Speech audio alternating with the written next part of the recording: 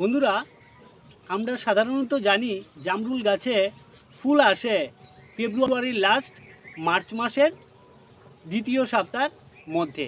এই অবস্থায় আমরা যদি একটি ভুল করি তাহলে গাছে ফুলের পরিবর্তে কচি পাতা বেরিয়ে আসবে। ভুলটি কি?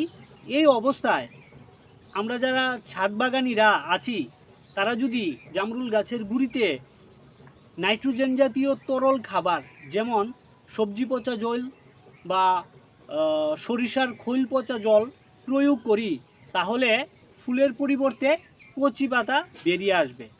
তার জন্য এই পিরিয়ডে আমরা কোনো ধরনের নাইট্রোজেন জাতীয় তরল খাবার গাছের গুঁড়িতে প্রয়োগ করব না। কোনটি প্রয়োগ করব বন্ধুরা? এই অবস্থায় আমরা একটি ফাঙ্গিসাইড এবং একটি কীটনাশক গাছেতে প্রয়োগ করে দেব। ফাঙ্গিসাইড বলতে যেমন সাফ রয়েছে, এমিস্টার টপ রয়েছে, এটি প্রয়োগ করে দিতে পারেন।